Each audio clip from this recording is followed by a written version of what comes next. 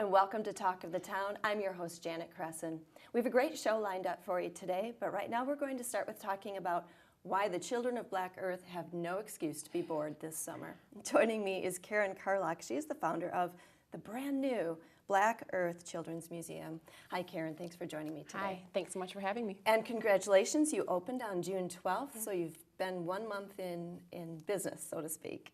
Yes, it has been an amazing 6 weeks, and we're just so happy to be open. And all the faces and children we've seen come in has just been really exciting. I've seen some of the highlights, and it does look very exciting and very fun. What inspired you to open this, to start this, to do this? This is a big project. Yeah, it was a great project.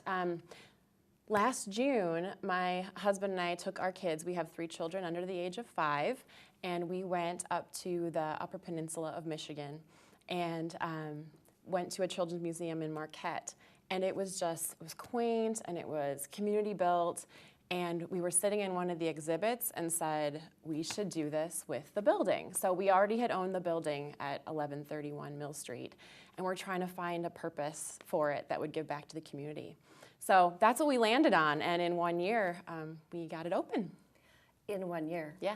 In 1 year is pretty amazing to actually be up and running. How were you able to manage that? Yeah, it was the community that all came together, truthfully. So we put the signs up in August to say we were going to open the museum, and then kind of people started coming our way. A wonderful woman, Kay Butcher, I partnered with her, and she has a preschool education background, and we then had a community input open house in October of 2016, and invited people just come in, see the blank space, and on whiteboards write up their ideas, and we use those community ideas to design our exhibits.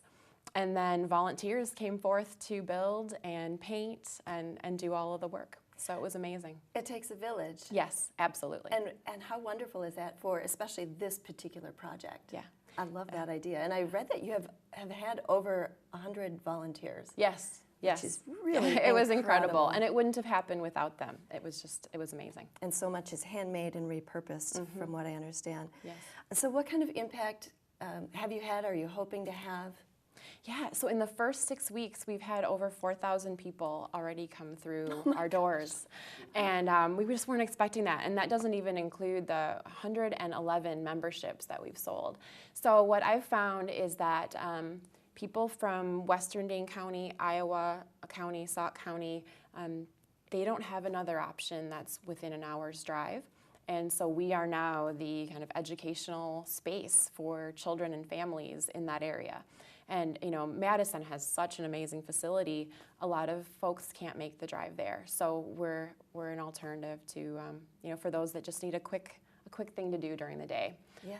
And you know, a way to beat the heat, we have air conditioning, so we've had a lot of people the past couple weeks come that just needed to get out and lure them inside. In, at least with the air conditioning, they'll find it's great. Yeah, exactly.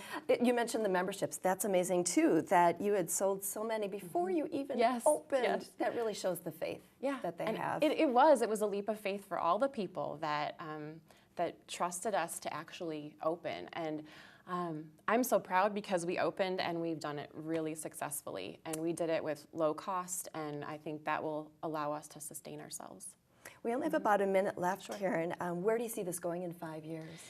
Within the next 5 years, I would love to expand the scope of what we do. Right now, the museum is geared toward children 10 and under, and I would love to start offering programming for middle school and high school students to be able to help them develop from a career standpoint and provide some enrichment as well.